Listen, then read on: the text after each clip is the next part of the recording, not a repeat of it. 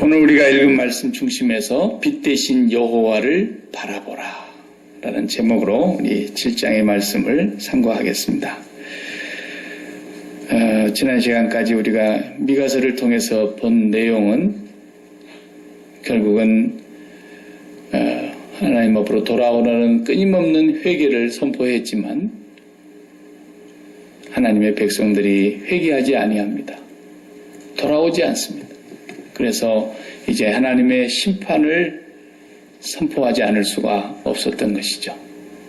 하나님의 심판을 전하는 이 미가의 마음은 7장 1절의 시작부터서 재앙이로다 이렇게 슬픔의 애가를 부릅니다. 재앙이로다 나여.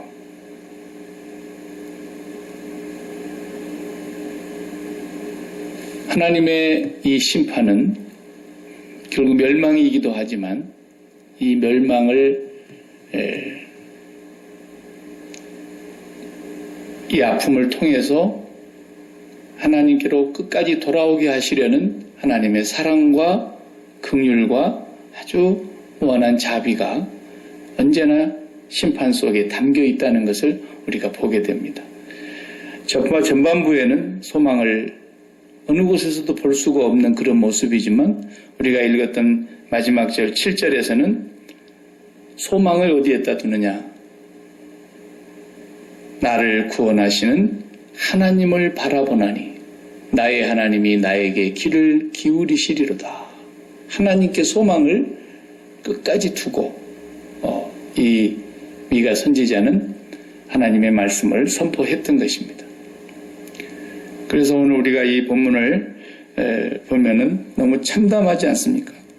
진정한 지도자가 없는 시대고 진정으로 하나님을 바르게 섬기는 참신앙인을 찾을 수가 없는 그런 시대에 미가가 살았다고 하는 것을 우리가 알 수 있습니다. 이 심판은 어찌할 수 없었어요. 돌이킬 수가 없었어요. 그러나 결국은 이제 망하는 가운데서도 하나님의 긍휼만 의지할 수밖에 없어요. 하나님의 용서와 자비를 의지할 수밖에 없어요. 왜? 어느 한 구석에도 하나님의 이 심판이 임하지 않으면 안 될 그런 상황이 되었기 때문에. 그래서 진노 중에라도 긍휼을 잊지 마시옵소서. 심판 중에서라도 불쌍히 여기시옵소서. 지금 그런 상황이에요. 그래서 1절 2절에 보면은 사람이 의인이 없다는 표현을 그렇게 하는 거예요. 무화과 열매와 포도송이에다 비유를 했지 않습니까? 무화과 나무라고 우리가 비유하지 않더라도 감나무에서 감을 다 땄어요. 더 이상 하나도 안 남겨놓고 다 추수를 했는데 포도나무에서 포도를 다 추수했는데 그러고 나면은 거둘 것이 없지 않습니까? 가서 포도농굴 아래 아무리 들여다봐도 감나무 아래 가서 아무리 살펴봐도 무화과 나무 아무리 찾아봐도 하나도 열매가 없는 것처럼 추수가 다 끝난 뒤의 모습처럼 이 땅에 하나님의 사람으로서 추수할 만한 사람이 한 명도 없다는 거예요. 얼마나 타락했으면 그런 표현을 했겠습니까? 그래서 1절에 2절에 다시 보면은 경건한 자가 세상에서 끊어졌다 그랬어요. 그리고 정직한 자가 사람들 가운데 없다 그랬어요. 무리가 다 피를 흘리려고 매복하며 각기 그물로 형제를 잡으려 하고 전부 물고 뜯고 먹고 먹히는 마치 약육강식의 그런 사회를 보는 것 같지 않습니까? 무서운 사회가 되어버렸어요. 또 3절에 보면 두 손으로 악을 부지런히 행하는데 누가? 그 지도자와 재판관들이. 이 사람들은 나라를 바르게 다스리며 백성을 인도해야 될 사람들인데 이 사람들이 전부 공의를 굽게 하고 뇌물을 구하면서 이 땅에서 서로 자기들의 치부만을 위해서 사는 세상이 됐다. 그렇게 표현하고 있어요. 또 4절을 보면 더 기가 막힌 표현이죠. 그들의 가장 선한 자라도 가시 같대. 얼마나 사람이 악하면은 최고 선한 사람을 찾아봤더니 가시 같고 그 다음에 가장 정직한 자를 찾아봤더니 찔레 울타리보다도 더하도다 그랬습니다. 사람이 가시 같다. 찔레나무 같다. 그렇게 표현을 했습니다. 그리고 이제 그 사회가 완전히 사람 사는 사회가 아니고 신뢰가 완전히 무너진 사회입니다. 5절에 보면 너희는 이웃을 믿지 말며 친구를 의지하지 말며 내 품에 누운 여인에게라도 입을 조심해야 해. 아들이 아버지를 멸시하고 딸이 어머니를 대적하고 며느리가 시어머니를 대적하리니 사람의 원수가 곧 자기 집안 사람이로로다. 예수님이 이 말씀을 인용하신 것도 있는데, 그러니까 인간관계가 다 파괴됐고 사람 살 수 있는 사회가 못 됐다라는 거예요. 이런 사회가 오면은 이제 결국은 심판만 남아 있는 것이죠. 교회는 어떤가? 옛날에는 그래도 그 사람 그래도 예수 믿는데 그러면 뭐라 그랬어요? 설마 예수 믿는 사람이 나쁜 짓 하겠는가? 거짓말 하겠는가? 그래서 그 사람 예수 믿는다라고 하는 말에 약간 신용이 걸렸어요. 과거에는. 근데 요즘은 그 사람 예수 믿는데 그러면 큰일 납니다. 예수 믿는 사람이 더 무섭다는 거예요. 그래서 인간관계나 신용이나 신뢰가 완전히 다 깨져버린 그런 사회로 됐다는 것입니다. 뭐 소망이 한 곳이나 있습니까? 없어요. 그래서 7절에 오직 나는 여호와를 우러러보며 여호와를 바라본다. 여호와를 바라보고 나의 구원의 하나님을 바라본다. 하나님에게만 소망을 두고 있는 거예요. 그래서 미가 선지자는 우리가 앞에서 봤던 대로 5장에서 하나님께 소망을 두고 바라봤던 게 뭐예요? 베들레헴 에브라다야 너는 유다의 고을 중에서 가장 작지 아니하도다. 이스라엘을 다스릴 분이 너에게서 나올 것이다. 예수님이 탄생하시는 것을 미가 선지자는 벌써 그 옛날에 하나님의 보여주시는 이상을 통해서 알게 된 거예요. 우리가 이렇게 구약 성경을 보면은 가끔 뭐 착한 사람도 나오기도 하지만 100년에 하나씩 다윗 같은 사람도 나오긴 하지만 또 온 세상이 다 타락해도 노아와 같은 당대의 의인이 있긴 하지만 그것도 하나님의 은혜로 그렇게 선택을 받게 되는 것이지 인간 안에 의가 어디 있겠어요? 아담과 하와가 범죄한 이후에 죄가 세상으로 들어오는 날로부터서 모든 사람이 다 한결같이 죄인이 됐기 때문에 결국은 이 선민의 역사를 통해서 보여주시려고 하는 계시가 뭐냐면 땅에 사람에게 어느 구석에도 소망 없다라는 거예요. 소망 없다. 그 말을 로마서에서는 뭐라 그랬어요? 의인은 없나니 하나도 없다 그랬어요. 하나도 없다. 소돔과 고모라 성을 하나님이 용서하시려고 할 때에 아브라함의 그 간절한 중보기도를 듣고서 그래 그러면 네가 가서 50명은 찾아봐라. 50명은 그만두고 없어요. 45명이면 안 되겠습니까? 40명이면 안 되겠습니까? 30명이면 안 되겠습니까? 20명이면 안 되겠습니까? 막판에 가서는 주여 진노하지 마시옵시고 한 번만 더 10명이면 안 되겠습니까? 10명까지도 하나님이 낮춰주셨지만 결국 없었어요. 소돔과 고모라가 심판을 받습니다. 에레미야 선지자를 통해서도 말씀하셨습니다. 에레미야 5장 1절에 보면 에레미야야 너는 빨리 예루살렘 거리를 나가서 돌아봐라. 의를 행하는 자 한 사람이라도 네가 찾아가지고 오면 내가 예루살렘 성 전체를 용서하겠다 그랬어요. 없었어요. 그래서 예루살렘이 망한 겁니다. 에스겔 선지자에게도 똑같이 말씀하셨습니다. 에스겔 22장 30절을 보니까 이렇게 말씀해요. 이 땅을 위하여 성을 쌓으며 성 무너진 데를 막아서서 나로 멸하지 못하게 할 사람을 내가 그 가운데서 찾다가 얻지 못한 거로 내가 내 분노로 그 위에 쏟으며 내 진노의 불로 멸하여 그 사람의 행위대로 그 머리에 보응하였느니라. 그러니까 예루살렘 성이 다 범죄하고 있는데 한 사람이라도 가로막고 서서 하나님 이 성을 용서해 주십시오. 그렇게라도 하는 사람 한 명이라도 있으면 용서해 주려고 했다는데 없다라는 거예요. 이것이 성경의 말씀입니다. 시편에도 그런 표현을 했습니다. 시편 14편에 보니까 2절 3절에 여호와께서 하늘에서 인생을 굽어 살피사 지각이 있어 하나님을 찾는 자가 있는가 보려 하신즉 다 치우쳐 함께 더러운 자가 되고 선을 행하는 자가 없으니 하나도 없더라. 이렇게 됐습니다. 성경은 그걸 얘기하는 거예요. 인간에게는 의의가 없다라는 거죠. 결국은 하나님의 구원과 긍휼과 용서와 자비가 없이는 길이 없어요. 길이. 네. 그래서 하나님께서 구원의 길을 내실 것을 미가는 바라본 거예요. 베들레헴 에브라다야 너에게서 날 그분이 우리의 유일한 소망이다.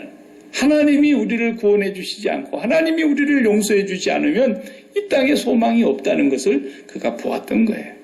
그래서 날마다 우리가 주님을 바라다 보는 이유는 소망이 거기밖에 없으니까. 주님이 오셔서 십자가에서 죽으시고 부활하셔서 승천하신 그 길, 주님이 만들어 놓으신 그 통로, 구멍을 뻥 뚫어 놓은 것과 같은 그런 터널과 같은 유일한 탈출구가 뭐냐? 하나님의 진노와 심판을 피하고 살아갈 수 있는 유일한 그 탈출구가 주님 오신 통로고 주님 올라가신 통로니까. 그것으로 주님이 오신 이유는 세상을 심판하려고 오신 것이 아니라 구원하려고 오셨습니다. 그 구원은 뭐냐 하면 이 세상에서 잘 되게 해주려고 온 것이 아니라 이 세상에서 우리를 아버지께로 인도해 가시려고 오신 것입니다.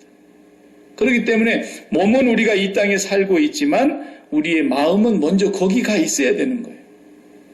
마음이 거기가 있지 않는 사람이 하나님을 믿는 것은 아닙니다. 몸은 여기 있어요. 아버지가 안 불러가니까.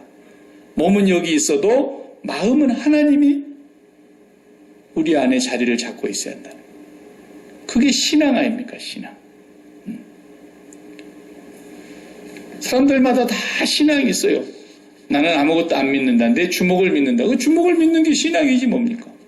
자기를 믿는다는 거 아닙니까? 나는 나밖에 안 믿는다라는 거예요. 나의 힘을 의지하고 나의 계획을 의지하고 나의 경륜을 의지하고 나의 노력을 의지하고 나의 힘을 의지하겠다는 거예요. 그 사람 끝까지 자기를 믿는 사람이죠. 저주받을 사람입니다. 어떤 사람은 돈을 믿습니다. 돈이 마음의 지성소에 들어와 있는 겁니다. 그래서 나는 돈이 있어야 살겠고 이것이 내 원대로 되지 않는 한은 나는 만족할 수가 없다. 그래서 기쁨도 없고 오직 그것만을 위해서 사는 사람. 이 사람은 돈 신앙이죠. 어떤 것이든지 우리의 마음에 있는 그것이 우리의 신앙이라고 한다면 우리가 어디에 있어야 돼요? 주님이 오신 그 길을 따라서 주님을 따라서 마음이 하늘에 앉은 자가 되었다는 것이죠. 에베소 2장의 약속이 그거 아닙니까? 죄로 인하여 죽을 수밖에 없는 우리들을 하나님께서 다시 살리셨도다. 그리고 우리를 하나님 보좌 우편에 주님 계신 거기에 함께 앉은 자가 되었다고 성경은 선언했어요.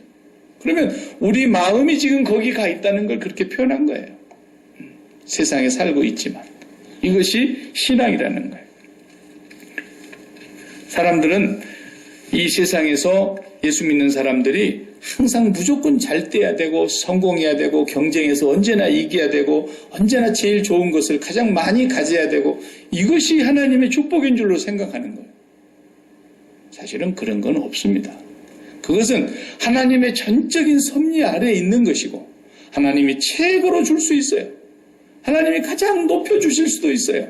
그러나 그건 하나님의 계획과 섭리와 뜻 가운데서 이루어지는 것이지 우리가 마음에 품고 소원해야 될 목표가 돼서는 안 되는 거예요. 우리의 골이 돼서는 안 된다는 거예요.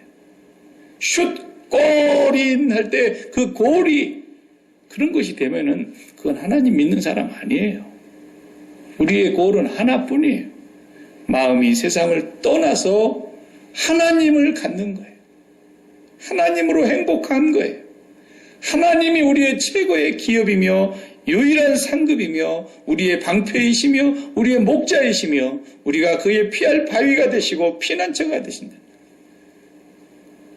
그러니까 예수님이 말을 타고 들어가지 않고 나귀를 타고 들어가시는데 사람들이 다 소리칩니다. 호산나 다윗의 자손으로 오시는 이여, 호산나 호산나, 다윗의 나라를 달라는 거죠. 근데 그 다윗의 나라라는 것은 뭐냐 하면 천국을 말하는 게 아니에요. 우리가 지금 작년 한 해 동안에 다윗에 대해서 쭉 사울과 함께 병행해서 봐왔는데 다윗의 나라가 뭐냐? 다윗의 나라가 그렇다고 해서 천국은 아니잖아요. 다윗의 그 삶을 보면은 천국 같은 삶을 산 건 아니잖아요. 얼마나 방황하고 쫓겨다니고 죽음의 위협을 당하고 핍박을 받고 환난을 당하고 그냥 말로 다 할 수 없는 어려움을 당하는데도 뭐예요? 다윗의 나라라는 건 절대로 이 세상이 이기지 못하는 나라라는 거예요. 사울과 같이 그런 악한 통치자가, 그런 귀신 들리고 악마에 씌운 자가 그를 죽이려고 그렇게 십수년 동안을 쫓아다니고 달려도 털끝 하나도 다윗을 해하지 못하는 그런 하나님의 나라를 다윗의 나라라 그러는 거예요. 그러니까 다윗이 고백하는 거죠. 내가 어떤 때는 여호와가 내 목자가 되시니까 쉴만한 물가로 인도해 주실 때도 있고 푸른 초장으로 인도해 주신 것이 있었지만 어떤 때는 사망의 음침한 골짜기로 다닐지라도 내가 해를 두려워하지 않았던 것은 여호와가 나의 목자가 되셔서 그 목자 되신 분이 지팡이로 나를 안위하시고 나의 길을 인도해 주시더라는 거예요. 그 경험을 하는 나라, 그 나라가 이 땅에 있다는 겁니다. 그러니까 마음은 하나님께로 가 있고 하나님을 소유하고 나면 하나님으로부터서 내려오는 나라가 있는데 그게 우리가 이 땅에 살고 있는 다윗의 나라가 있다는 거죠.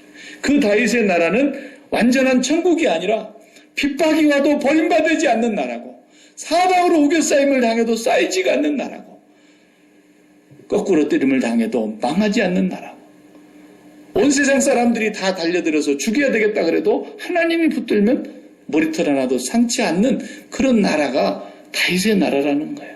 그러니까 돌멩이로 때리면 죽습니다. 맞고 수레반처럼. 그러면서도 거기에서도 천사처럼 얼굴이 밝아지고 그 가운데서 잠자는 것처럼 순교를 합니다. 그게 다윗의 나라의 사람들이었다는 거죠. 집을 빼앗기고 재산을 빼앗기고 이산가족이 나고 집도 없이 유리방황하며 짐승의 가죽옷이나 하나씩 둘러 뒤집어 쓰고 굴 속에서 살면서 평생을 보냈던 사람들인데도 그들은 행복했어요. 하나님 때문에. 그 나라가 바로 다윗의 나라라는 거예요.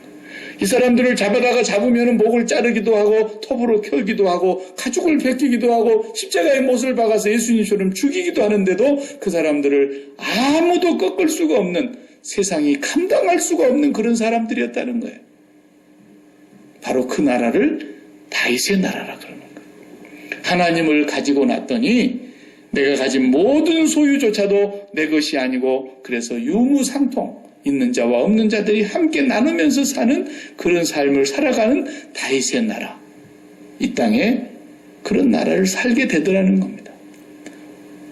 질병이 와도 환난이 와도 사고가 나도 그것 때문에 절망하고 포기하지 않고 낙심하지 않으며 하나님을 바라보고서 하나님 안에서 무슨 뜻이 있겠지 하고 끝까지 하나님을 바라다보는 그 믿음의 사람들이 사는 나라. 그게 다윗의 나라라는 거예요. 그 다윗은 때로는 범죄하기도 했죠. 넘어질 때도 있었죠. 그러나 하나님 앞에 회개하고 돌이킬 때마다 또 하나님이 그를 끝까지 붙들어 주심으로 인해서 그 나라를 아무도 이기지 못했다라는 거예요.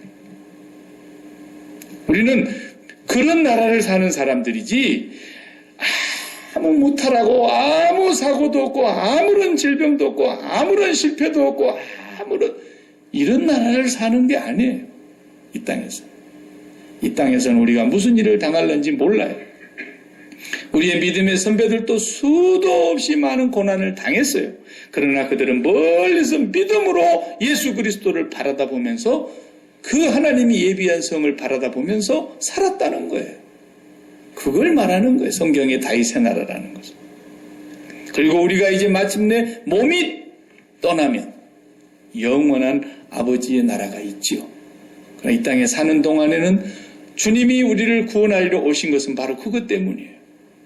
너희가 이 땅에서는 환난을 당할 것이다 그랬지 환난 없을 거라고 안 했잖아요. 너희가 세상에서 환난을 당할 것이다. 그러나 담대하라. 내가 세상을 이기었노라. 절대로 세상이 너희를 이기지 못한다. 내 안에 있으면. 그 나라가 다윗의 나라라는 거죠. 우리는 그 나라 사람들이에요. 그래서 마음이 그 아버지께로 가는 것이 이 세상을 나가는 거예요. 이 세상을 나가는 거예요. 예수 믿는 것은 이 세상을 불을 끄는 거예요. 이 세상에 대해서는 불을 꺼버리는 거예요. 그리고 하나님께 대해서는 불을 켜는 거예요. 이것이 우리가 가져야 될 신앙입니다. 예수 믿는 사람들이 반드시 이 세상에서 어느 누구보다도 잘 돼야만 그 사람이 예수 잘 믿는 건 결코 아닙니다. 어떤 사람은 하나님의 섭리와 뜻에 의해서 예수를 믿는데도 불구하고 고난이 계속되는 사람이 있습니다. 결코 치료되지 않는 질병으로 생을 마감하는 날까지 불치의 병을 안고 살아가는 사람도 있고, 아니 태어나면서부터 그런 병을 아예 가지고 태어난 사람도 있습니다. 그럼에도 불구하고 그런 상황 속에서도 마음은 하나님을 가지니까 그 하나님 때문에 감사하게 되고, 참 하나님은 너무너무 공평하십니다. 그런 찬양을 하게 되고, 그러면서 살더라요. 그 나라, 바로 우리가 오늘 그 나라로 마음이 빠져나가는 것이 예수 믿는 것입니다. 예수 믿는 것. 이 미가 선지자는 그걸 우리에게 보여주고 있는 거예요. 이 세상에 어디 소망이 있냐? 종교 지도자들, 정치 지도자들 아무것도 소망이 없어요. 우리가 앞에서 3장에서 봤지만은 3장 9절에서 11절까지 한번 다시 볼까요? 하나님의 선택받은 백성들이라고 해도 야곱의 족속의 우두머리들과 이스라엘 족속의 통치자들 곧 정의를 미워하고 정직한 것을 굽게 하는 자들아, 원하노니 이 말을 들을지어다. 시온을 피로 예루살렘을 제약으로 건축하는도다. 그들의 우두머리들은 뇌물을 위하여 재판하며 그들의 제사장은 삭슬 위하여 교훈하며 그들의 선지자들은 돈을 위하여 점을 치면서도 여호와를 의뢰하여 이르기를 여호와께서 우리 중에 계시지 아니하냐? 재앙이 우리에게 임하지 아니하리라 하는도다. 세상에 이런 세상이 됐다요. 이러므로 너희로 말미암아 시온을 갈아엎은 밭이 되고 예루살렘은 무더기가 되고 성전에 사는 수풀의 높은 곳이 되리라. 하나님의 심판밖에 없다는, 어느 구석에도 기대가 할 곳이 없어요. 오직 예수 그리스도 앞으로 나아가지 아니하면, 오직 예수 그리스도를 통해서 그와 함께 십자가에서 못 박혀 죽은 자가 되고 세상에 대하여 우리는 불을 끄고 하나님께 대하여 우리의 마음의 불을 환히 밝히는 것, 내가 오직 여호와를 우러러 보며 나의 구원하시는 하나님을 바라보나니, 이것이 미가의 고백이며 오늘 저와 여러분의 고백이어야 한다는 겁니다. 예수 믿는 사람은 매일매일 소원이 뭐여야 돼요? 골이 뭐예요? 목표가 뭐예요? 계속해서 목표가 빠져나가는 거예요. 뭐가? 마음이. 내 마음에 붙어있는 것들 중에 소원이 불같이 일어날 때이면 얼른 그 소원을, 꼴을 바꿔야 돼요. 하나님으로 바꾸셔야 돼요. 내 마음에 불같이 일어나는 것들을 하나님과 맞바꾸는 것이 신앙이에요. 생각해 보세요. 에덴 동산을 하나님의 보좌 바로 앞에다가 지어놨어 봐요. 그리고 우리 눈에 전부 천국이 환하게 보이게 해놔봐요. 그게 무슨 믿음입니까? 거기서 하나님 안 섬길 사람이 누가 있으며 그 하나님의 위엄과 영광과 거룩하심 앞에 졸도를 하지 않을 사람이 누가 있겠어요? 그게 무슨 믿음이냐고요. 하나님은 이 세상으로 천국을 쫙 가려놓으셨어요. 하나님이 지으신 이 세상을 통해서 천국을 가려놓으셨기 때문에 커튼처럼 딱 쳐놨어요. 이렇게. 그러니까 천국이 우리 눈에 안 보이죠. 하나님의 영광이 우리 눈에 보이지 않죠. 그런데 이 세상이라는 커튼을 딱 쳐놨는데 커튼에 이 세상이 너무 좋은 거야. 그래서 사람들이 이 커튼과 같은 세상에 마음이 다 빠져버리는 거죠. 우리는 그 세상 이면에 있는 아버지를 볼 수 있는 그것이 바로 믿음의 눈인데 거기로 마음이 빠져나가는 것이고 계속해서 하늘에서 들리는 음성은 뭐냐면 오늘 또 쉬지 않고 우리를 부르신 하나님의 음성은 뭐냐면 내 백성아 거기서 나와라라는 거예요. 나와라는 거예요. 요한계시록 마지막 장까지 우리가 봤지만은 요한계시록 18장에 보면은 하나님이 세상을 심판하시기 전에 직전에 하신 말씀이 18장에 나옵니다. 제가 읽어볼게요.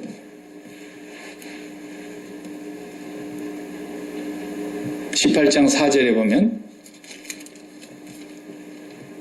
또 내가 들으니 하늘로부터 다른 음성이 나서 이르되 내 백성아 거기서 나와 그의 죄악에 참여하지 말고 그가 받을 재앙들을 받지 말라.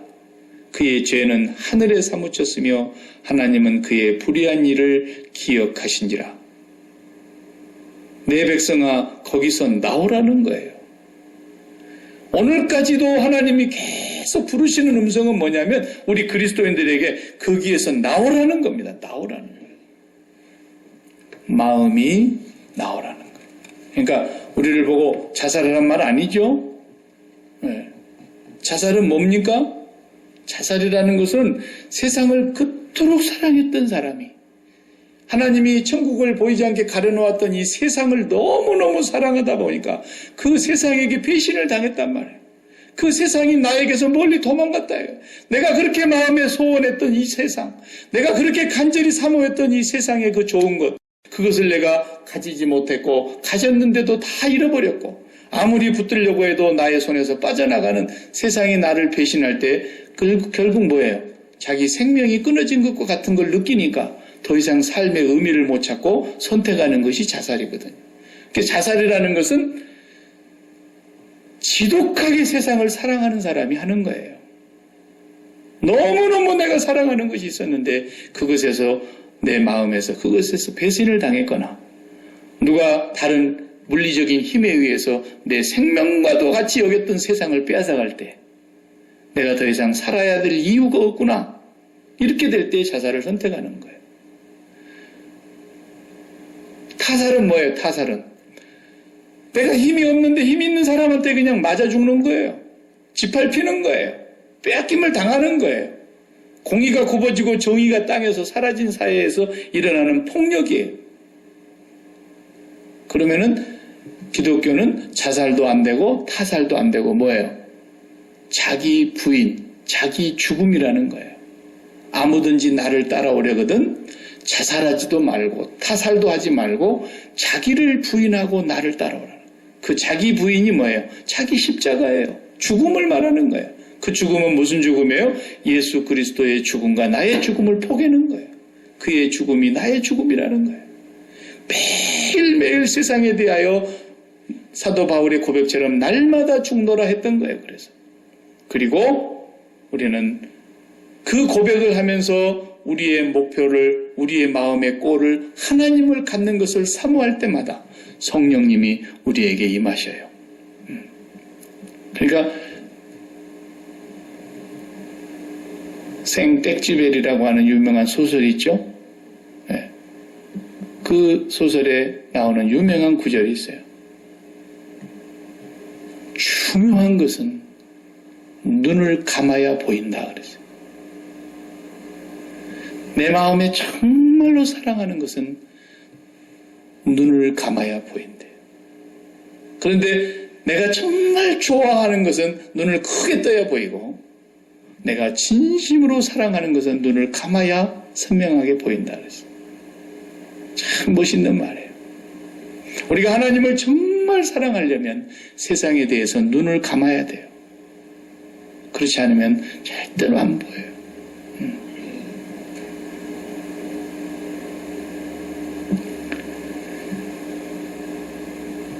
우리가 여기 미국에 와서 이렇게 멋있는 나라에서 살고 있는데 이 나라를 최초로 발견한 사람 우리 알지 않습니까? 콜럼버스.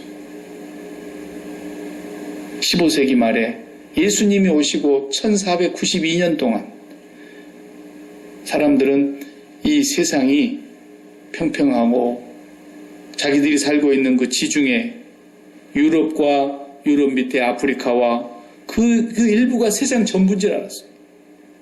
다른 세상은 있는 줄을 몰랐던 거죠. 그런데 1492년에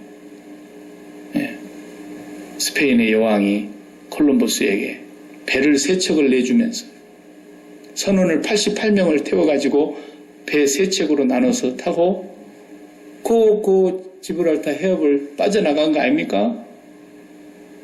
근데 그때 그 달고 갔던 배의 깃발에 여왕의 깃발이 딱 달려 있었는데 그 배의 깃발이 뭐라고 썼냐면 네 플러스 울트라 이렇게 써져 있었어요.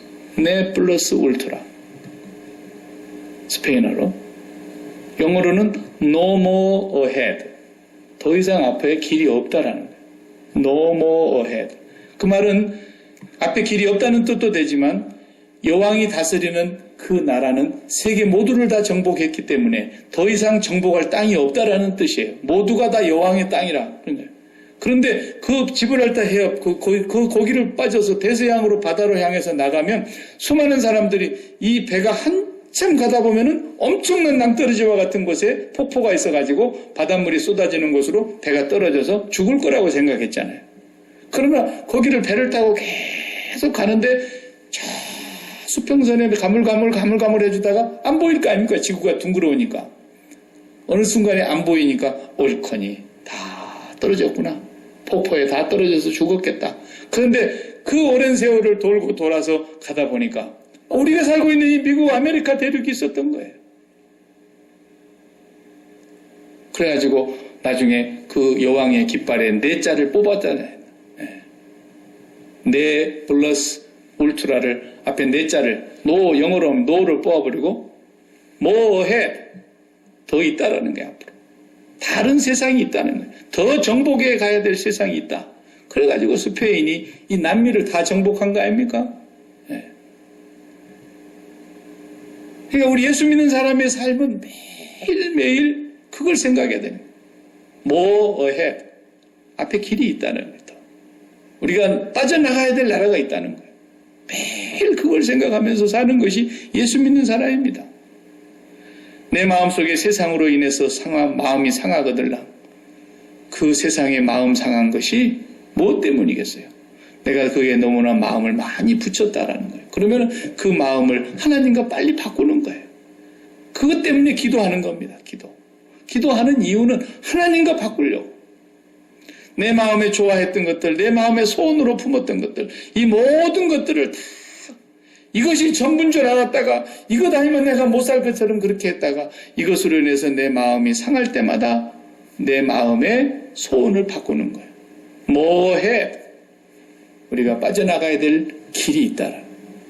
예수 그리스도를 바라다 보면서 주님과 함께 마음이 아버지께로 매일 올라가는 삶.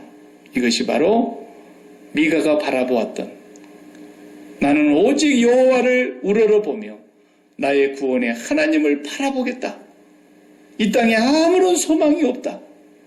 선지자들이 다 그랬어요. 하박국도 그랬어요. 우리 앞으로 이제 하박국 보겠지만 외양간에 소가 있냐, 우리의 양이 있냐, 포도나무에 소출할 게 있냐, 밭에 식물이 있냐, 무화과 나무에 열매가 있냐, 아무것도 없다. 왜? 원수들이 다 가져가 버렸으니까. 그러나 내 구원의 하나님을 기뻐하고 즐거워하겠다. 소망을 하나님에게로 두었단 말이죠. 예수 잘 믿는다는 건 뭐냐면 우리의 마음이 얼마만큼 세상에 대해서 많이 빠져나갔냐라는 거죠. 그래서 마지막에 이제 우리가 눈을 감게 될 때 빠져나갈 게 하나도 없잖아요. 눈만 감으면 이 몸 하나만 빠져나가면 그냥 벌거벗은 몸으로 왔다가 벌거벗은 몸으로 다시 가는데 빈손으로 왔다가 빈손으로 가는데 이 몸 하나 쑥 빠져나가는 것으로 끝나는 것이어야 되지 이 눈을 감으려 그러니 그냥 자식이 눈에 아른거리고 그냥 지금까지 그냥 생떼 같은 거 벌어놓은 것들 그냥 지금까지 가지고 있었던 것들 막 이 모든 것들이 생각이 나서 내가 왜 죽어 억울해서 못 죽어 분해서 못 죽어 왜 세상에 못된 놈들은 오래 살아 그러면서 막 원망한다잖아요. 그러다가 막판까지 두 손 푹 건지고 몸부림을 치고 부들부들 떨다가 이제는 결국에 이제 죽음이 오면은 그때서 항복은 늦은 거예요. 그건 늦은 거예요. 저도 그렇게 죽는 사람 봤어요. 자기 친구들 장관도 불려가고 자기 친구들 국회의원 출마해서 당선도 되고 자기는 평생 모아갖고 벌어놓은 것 같고 국회의원 출마했는데 다 말아먹고 되지도 않고 다 까먹고 그리고 막판에 이제 병원에서 죽는데요. 제가 가서 보니까 참 비참하더라고요. 죽기 싫어서 몸부림을 친다가 결국 죽는 거예요. 네. 우리는 매일매일 여호와 하나님을 바라보며 그래서 주기도문에 하늘에 계신 우리 아버지 그것으로 우리의 마음을 매일 보내는 것이죠. 이것이 미가가 우리에게 보여준 신앙이고 우리가 지켜야 될 신앙입니다. 기도하십시다. 하나님 감사합니다. 오늘도 우리가 이 세상을 여기까지 살아오면서 무엇을 위해서 살아왔으며 어디를 바라보고 우리가 달려가고 있는지를 날마다 다시 한번 새롭게 점검하는 저희들 되게 하여 주시옵소서. 우리의 마음 세상에 붙들리지 않게 하시고 우리의 가는 길이 우리의 가는 목적이 이 땅이 아니라는 것을 기억하게 하여 주시옵소서. 날마다 우리의 마음을 주님께로 향하며 여호와 하나님께 우리의 마음을 보내며 여호와를 우러러보며 앙망하게 하시고 우리 하나님 아버지만을 바라보며 살아가는 저희들 되게 하여 주옵시고 아버지의 자녀들이 이 땅에 사는 동안 우리가 무슨 일을 만나도 아버지의 백성들은 그 누구도 그 어떤 것도 우리를 그 사랑에서 끊을 수 없음을 날마다 확실히 믿고 경험하며 고백하며 살아갈 수 있는 저희들 되게 하여 주옵소서. 예수님의 이름으로 기도하옵나이다. 아멘.